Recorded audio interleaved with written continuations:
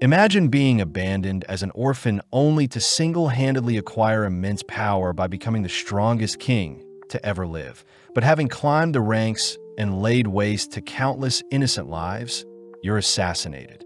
Fortunately, you're reborn into a new world filled with magic and a loving family where you have the freedom to rewrite your wrongs and live the life you've always wanted.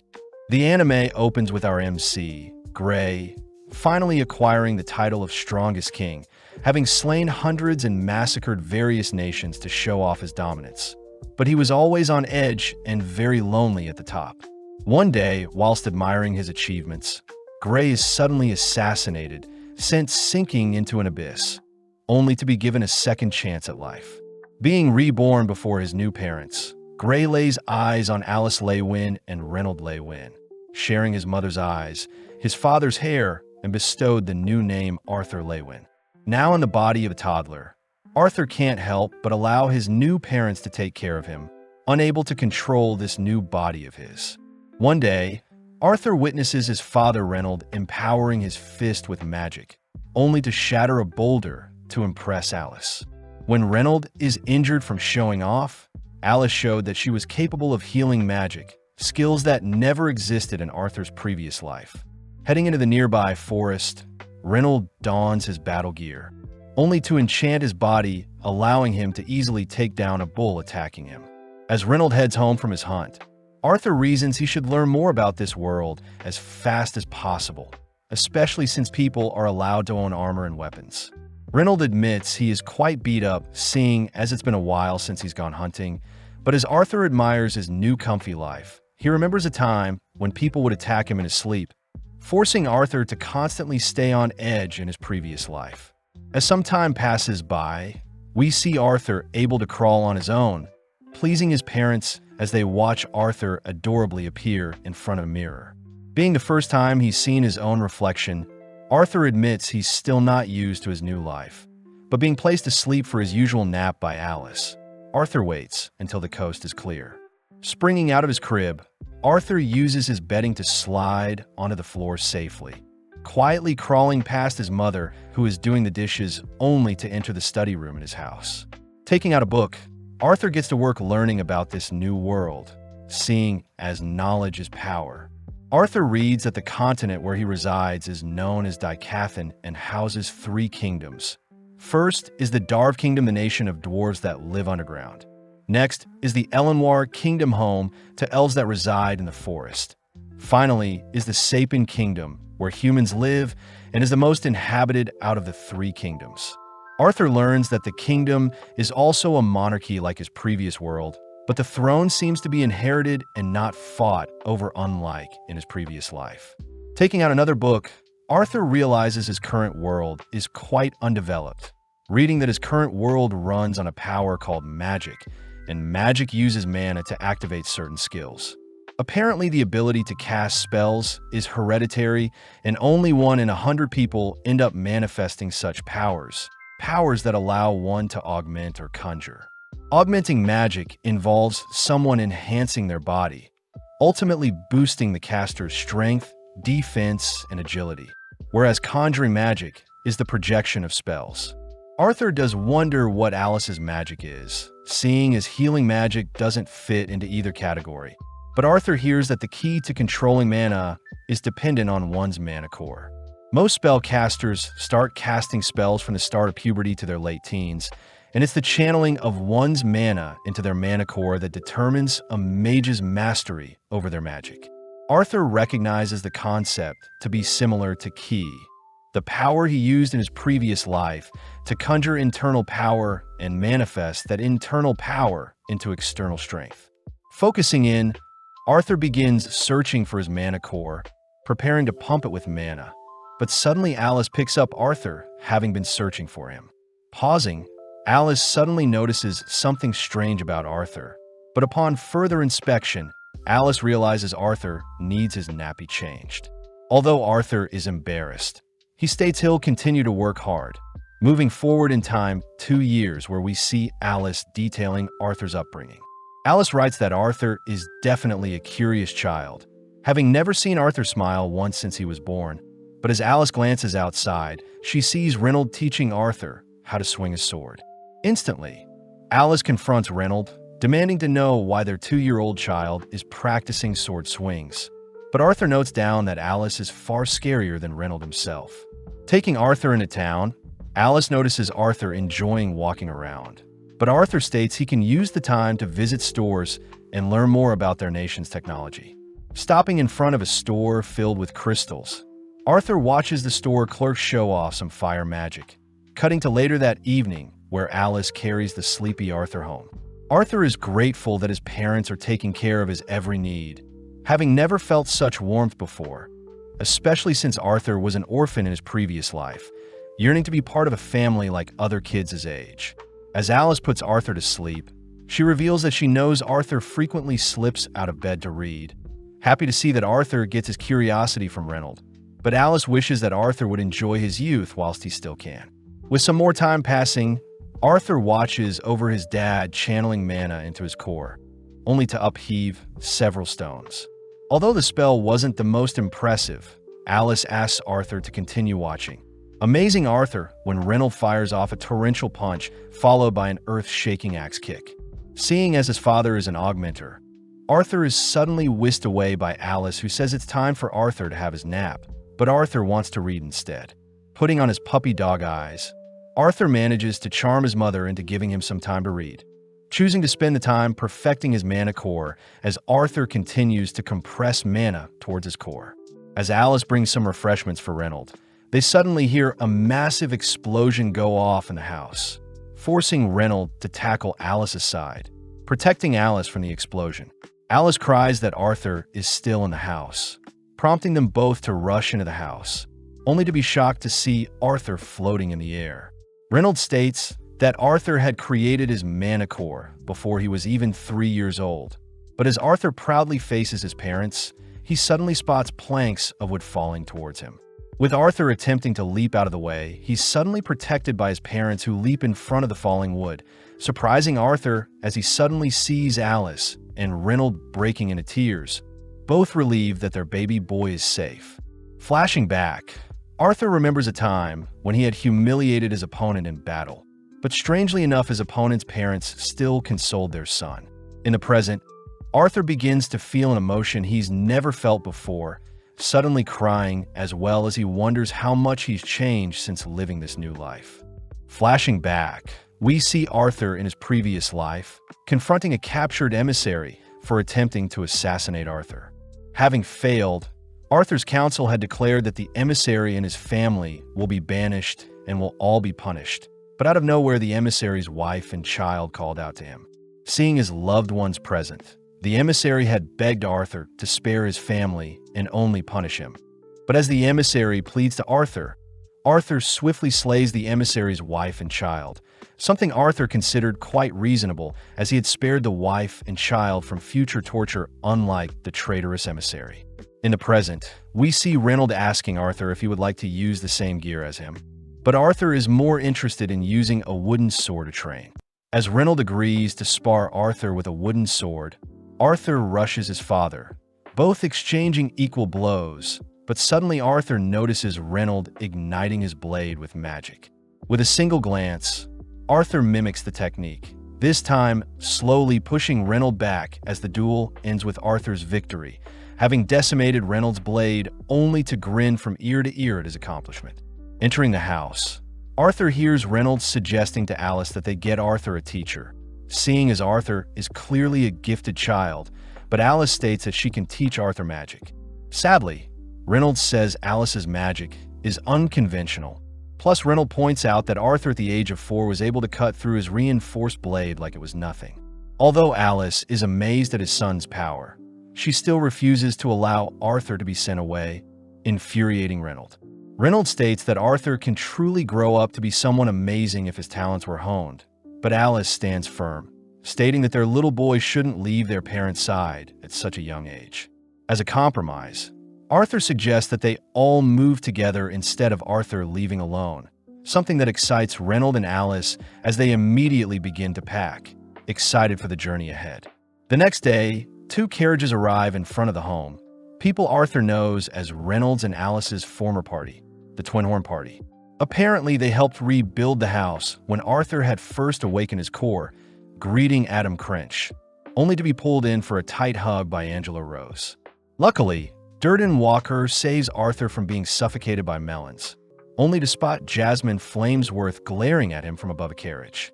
Finally, Helen Shard welcomes Arthur, all boarding the carriages only to immediately head out.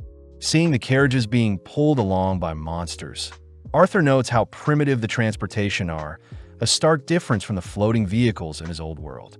Regardless, the gang take a break in a forest, having set their destination to be the city of Xyrus. But as the party sit by a fire to relax, they suddenly spot monsters approaching their camp. In an instant, the party ready their weapons, all watching as the monsters pounce onto Jasmine. In mere moments, Jasmine spearheads the counterattack by carving through the monsters, only for Adam and Reynolds to back her up, leaving Helen to snipe them from afar with her bow. Arthur notes how Jasmine, Adam, Reynolds, and Helen are all augmenters, but Durden and Angela are conjurers, having assisted with spells, something that inspires Arthur to grow stronger. As night falls, the gang feast on the monster corpses, all stuffing themselves full only for Alice to notice Reynolds is still injured. Interestingly enough, the party chooses to stand guard, all whilst Alice begins healing Reynolds. But Arthur hears that Alice is considered an emitter mage with healing magic.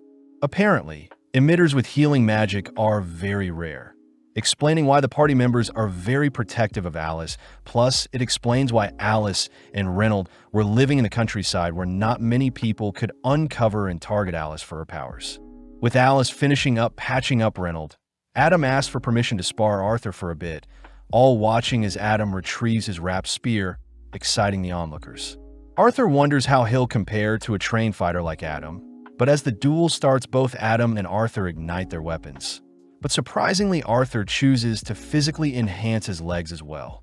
Rushing Adam, Arthur appears in front of Adam, but before Adam can react, Arthur blinks behind Adam, accidentally slipping as he's not used to his body. When Adam turns to clash weapons with Arthur, Adam's strength blows Arthur back and knocks his blade out of his hand, but luckily Angela steps in to catch Arthur from falling, ending the duel in Adam's favor. The gang all scold Adam for attacking Arthur with his full strength, but Adam states he was frightened at Arthur's monstrous speed. As Arthur catches his breath, he suddenly notices Jasmine has snuck up on him, asking to know how Arthur reinforced his feat and enchanted his blade at the same time. Seeing as Jasmine won't back down, we cut forward in time where the gang are proceeding as planned, all making sure to stop for breaks, where we see Adam giving Arthur pointers on how to fight. As for the others, Reynolds is seen doing push-ups with Arthur, only for Helen to give Arthur private lessons on how to fire a bow. Finally, Jasmine is seen racing Arthur to test their speeds. That night, Arthur is seen reading a book, but gets weirded out seeing Jasmine watching him. As time passes by, Arthur notes how caring Jasmine has been towards him, even giving Arthur a birthday present as a thanks for all Arthur has taught her. Jasmine begins explaining the gift to House, not only a rope but doubles up as a blade, something the other girls find adorable seeing as Jasmine is normally closed off to others. But as the gang prepare to continue their journey, Arthur suddenly spots Alice acting strange, worried seeing as Alice utters it's nothing. As the gang ride their carriages through some mountainous terrain, their carriages are suddenly halted by some bandits. With several arrows stopping their escape, Adam and Durden rush to scout the area, but they realize they're completely surrounded. The leader of the bandits orders for the capture of Alice and Arthur, but the others can be slaughtered, something that disgusts Arthur. As the bandits start their attack, we see several men sliding down from the mountain, only to be met by a massive fireball from Durden that stalls the attackers. Next, Reynolds tries carving through as many bandits as possible, but fails to spot an attacker sneaking up from behind. Luckily, Helen snipes the attacker, prompting Adam and Jasmine to assist with the defenses, but Arthur is worried that the party will burn out soon. With some time passing by, we see the bandits continue to swarm the carriages, exhausting the gang as they're clearly growing fatigued. When Reynolds is tossed into a carriage, Arthur and Alice rush to check on him, But Reynold cries that he is fine and that Alice should keep her healing magic concealed. Reynold orders Arthur to drag Alice away from their location. But Arthur states he wants to stay and fight, but suddenly Reynold reveals that Alice is currently carrying another child. Arthur realizes that Alice's strange behavior in the past few days was because she was pregnant, something that finally convinces him to drag Alice to safety, all whilst Reynold keeps the leader of the bandits occupied. As Arthur runs into some bandits blocking his path, he is grateful for the party members clearing a path for him and Alice, finding it ironic how he has slain so many innocents in his past life, yet right now, he is begging for his own family to be spared. Right on cue, a bandit atop the mountains is seen casting a wind spell to knock out our duo. But having detected the spell, Arthur decides to shove Alice away from the blast zone, tanking the blast himself. With Arthur being flung off the mountain into the forest below, Arthur uses the rope and his dagger to snatch the mage and drag him down as well, watching as Angela and Durden attempt to rescue Arthur with their magic, but no luck. Arthur says he strangely feels fulfilled, finally realizing why someone would go so far to save a loved one. But sadly, Arthur's one regret is how he won't get to experience what it's like to be a big brother. Deep in the forest below the mountain, we see Arthur awaken in a mist-filled terrain, surprised he had survived, but horrifically Arthur is greeted by a disturbing monster. Having moved over into a cave, Arthur and the creature stare at each other. But as Arthur rushes to attack the monster, it waves off Arthur's attacks. The monster says it isn't here to hurt Arthur, surprising Arthur seeing as it knows his name. But out of nowhere, the monster heads over to some fruits growing in the cave, carefully plucking them for Arthur to eat. Arthur is confused at what is happening, but having survived the fall barely, Arthur's wounds finally catch up to him and he begins to bawl crying.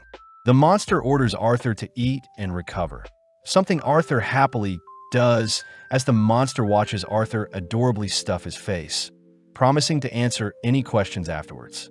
Arthur starts by asking if the monster knows how his parents are doing, prompting the monster to reveal that they're locked in place. But using a magic spell, the monster shows the aftermath of the bandits' attack, happy to report that the Twin Horn party had successfully fended off the attackers, and it's been several days since they left the scene. Hearing the good news, Arthur can't help but shed tears of joy, hearing that the monster before him is called Sylvia. Cutting elsewhere, we see two mysterious figures speaking to each other near a blue lake, only to cut back to Arthur, who continues to recover in the cave alongside Sylvia, lovingly feeding and watching over Arthur as he sleeps. Although Arthur is recovering as the time passes, Arthur had heard from Sylvia that they're currently located on the edge of the Elshire Forest, where dangerous animals and outlaws roam the land. Sylvia does offer to create a breach in space to help Arthur bypass the danger. Happy to see Arthur is now able to move and fight, but Arthur does wonder why Sylvia is taking care of him in the first place, wondering what object Sylvia is protecting and whether or not Sylvia is injured. As Arthur continues to train, he takes some time to further develop his mana core, impressing Sylvia as she shows off a spell. Arthur immediately notices Sylvia creating a ball of energy while simultaneously gathering mana from the air to fuel it, a technique Arthur never knew was possible. Sylvia utters that humans tend to separate the use of gathering and using mana from magic, something magical beasts normally combine. Sylvia offers to teach Arthur how to use the same technique she just showed off, piquing Arthur's interest, but Sylvia states that such a technique will be guaranteed to make Arthur stronger, demanding to know what Arthur intends to do with such power. Thinking about his loved ones getting hurt, Arthur declares he'll use his power to slay those who oppose him. But instantly Sylvia flicks Arthur away. Sylvia says Arthur gave her the wrong answer, plus his twisted face disgusts her. But Arthur is confused since in his previous life, he became the strongest king by obtaining unrivaled power. Sylvia apologizes for hitting Arthur, but upon touching Arthur with one of her fingers, Sylvia reminds Arthur she could easily shred Arthur in an instant. Arthur admits she prefers the more gentle Sylvia, only to hear that rage and anger burns easily, and when someone acts out violence, they feel good in the moment. But this only breeds more hatred and violence. Sylvia asks Arthur not to waste away his new life, making Arthur wonder if she knows about his past life. But as Sylvia asks Arthur once more what he'll do with his new profound power, Arthur correctly answers he'll protect his loved ones with it. With Sylvia satisfied, we cut elsewhere where we see a monster tracking down Sylvia's whereabouts, having slaughtered all who got in its way. Flashing back, we see Arthur in his previous life waking up, only to be greeted by his servants who divert their eyes in fear of Arthur's presence. As Arthur admires his self-portrait, he states that a king is meant to start wars and gather glory for his nation, something his advisor Marlin agrees with.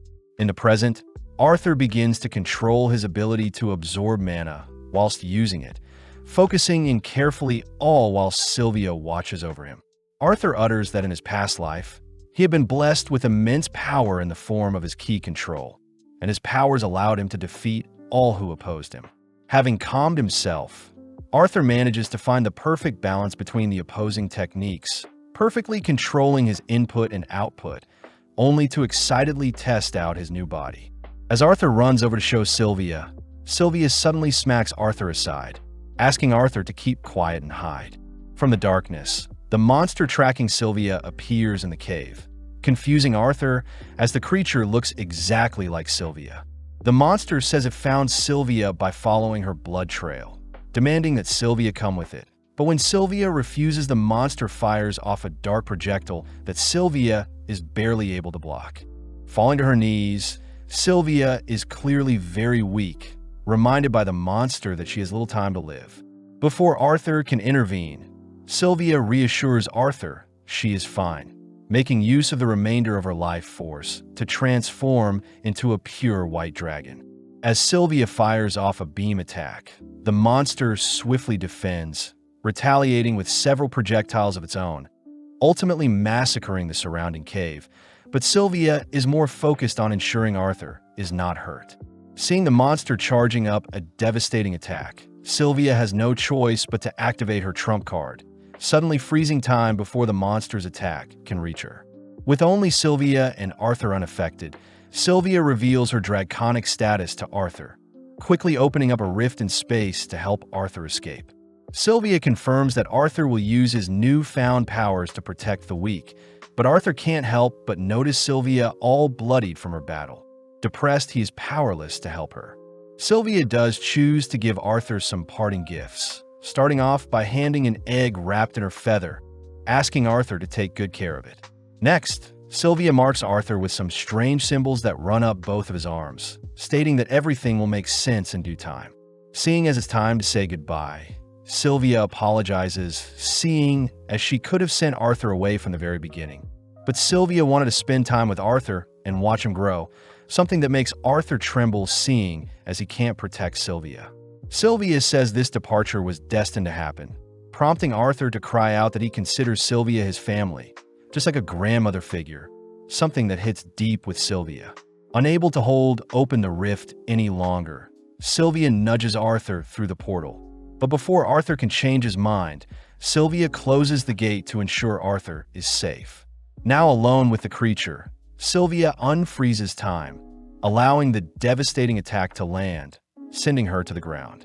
The monster states that the attack shouldn't be lethal, heading over to inspect Sylvia's body. But out of nowhere, Sylvia unleashes another point-blank beam attack that manages to eradicate the surrounding area. Back with Arthur, he's seen traveling through a strange space, reminded by Sylvia's voice to live a fulfilling life and not stray down a hatred-filled path like in his previous life, something that catches Arthur off guard. Hearing Sylvia address him by his former title of King Grey, we cut forward in time where Arthur has successfully escaped the cave, swearing to uphold his promises to Sylvia, but suddenly Arthur detects a presence nearby. Immediately enchanting his legs, Arthur leaps into the trees to get a better view of the people nearby, all whilst remembering to care for his egg.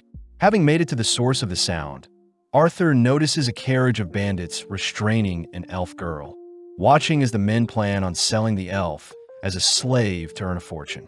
Seeing the men treating the elf so poorly, Arthur grows infuriated, remembering Sylvia's words to protect the weak whilst never resorting to unnecessary violence. Acting smart, Arthur follows after the carriage as it makes its way through the forest, but seeing as the sun has begun to set, the men choose to set up camp and rest for the day. Arthur wonders if the men will give him intel on the nearest human settlement. Overhearing the four men discussing the horrific acts they may do to the elf girl, but calming his anger, Arthur chooses to wait a little longer. With the moon finally rising, Arthur wonders why the forest hounds are obeying the men, realizing that the magic collars must be controlling them. Arthur starts by tossing some acorns at the forest hounds, causing the beast to cry out, but this forces one of the four men to hurry and shush the hounds, fearing their howls will attract other magic beasts. Seeing the man distracted, Arthur equips a magic dagger, instantly appearing behind the man only to silence him. Borrowing the man's blade, Arthur hears a second man approaching, swiftly dispatching him with a neck slice. Seeing as the third man has arrived as well, Arthur makes quick work of him by slashing at his legs. But before he can finish the man off, the fourth man appears, excited to have encountered another mage. The fourth man starts off by empowering his fist, catching Arthur's attention as the man blitzes towards him, smashing the ground beneath Arthur. Although Arthur was able to dodge, Arthur fails to land a single strike on the man, attempting to catch him off guard by tossing out his dagger whilst holding onto the string built into it. But the man easily catches the dagger. Pumped up, the man rushes Arthur with his own dagger, mixing things up by kicking Arthur to surprise him. Seeing Arthur battered up, the man picks Arthur up to inspect his worth, but Arthur takes the chance to set the man's leg on fire. Pissed, the man states he'll simply sell Arthur's corpse, but having been distracted, Arthur manages to retrieve his dagger only to plunge it deep into the fourth man's skull. With only the third man remaining, Arthur ignores his pleas to be spared, wrapping up his fourth kill only to head towards the captured elf. Arthur notices something familiar about the elf girl before him, but having set her free, Arthur takes her outside, telling her she can go home now. The elf girl is worried about Arthur's wounds, but this reminds Arthur that he has never hung out with another kid his age, quickly covering up the corpses of the men as he reasons kids shouldn't be seeing such things. Arthur reassures the elf girl that she is free to go, but before Arthur can leave with the loot he's obtained, the elf grabs a hold of Arthur, unable to tell him she is scared. Arthur utters that he needs to get back to his family, only to hear that the elf before him needs help getting back home, having gotten lost whilst hunting for bugs. Remembering his past life of being isolated and alone as a kid, Arthur agrees to help the elf, but the elf cries they should free the hounds before they leave. Arthur fears that the hounds will go wild once set free, but the elf reassures Arthur that magic beasts are an elf's best friend, pleasantly surprising Arthur when he sees the hounds peacefully leave once set free. Starting their journey together, Arthur learns the elf's name to be Tesha Aerolith, both choosing to take breaks occasionally only for Arthur to feed Tesha to ensure she isn't hungry. Tesha is a little disgusted at the meat soup Arthur made, but Tesha asks why Arthur is currently in the Elshire Forest. Arthur reveals he was separated from his parents, hearing that in Elenoir, the land of the elves, Tesha's parents are normally busy, so Tesha spends time mainly with her grandparents and caretakers. With the journey being longer than expected, Arthur notices some bugs floating around Tesha, hearing that the bugs are what elves use to help mark paths in Elenoir. As the two continue on their path, Tesha says she'll start training with her assigned master once her mana awakens, surprising Arthur as there doesn't seem to be a school system Tesha has to take. Along their path, Arthur takes note of a strange forest hound following them. But as our duo set up camp for the night, they suddenly hear a hound cry throughout the forest. Arthur tells Tesha to rest whilst he stands guard, taking the time alone to inspect the egg Sylvia had given him. Just then, Tesha offers to share her tent with Arthur, but Arthur reassures Tesha he isn't tired, ultimately giving in as Tesha is afraid to be all alone in the tent. As Arthur sits guard, Tesha prepares to sleep, but she takes the chance to call Arthur a pervert, having heard stories of humans with multiple wives. Arthur cries that only aristocrats and nobles would have multiple wives, finally shutting Tesha up as she collapses from exhaustion. With our duo both falling asleep, they awaken the next day, climbing up a waterfall only to help each other pass a lake. Arthur says he still wants to reunite with his family quickly. But out of nowhere, Arthur's mana core begins to pulsate, causing immense pain to Arthur. Unable to move, Arthur rests whilst Tesha searches for some herbs. But surprisingly, one of the forest hounds they saved has brought a boar to repay Arthur for setting them free. That night, our duo feast on the delectable boar meat, prompting Tesha to feed Arthur some mushrooms she's picked, but this only gives Arthur another stomachache. Settling in for the night, Arthur fights to stay awake, all whilst Tesha recounts tales she heard about humans and dwarves. But as Arthur has fallen asleep first, Tesha heads to bed as well. The next day, Arthur continues to suppress his pain, reassuring Tesha that they've almost arrived in her homeland. But Tesha asks if she can call Arthur Art, especially since they've grown quite close. Since they're friends, Arthur takes the chance to tease Tesha, but noticing a spark in a nearby tree, Arthur realizes they've reached Tesha's home. As our duo head through the tree's gate, they're suddenly teleported to a different location, but out of nowhere, several elven warriors surround Arthur and restrain him, all whilst Tesha watches on.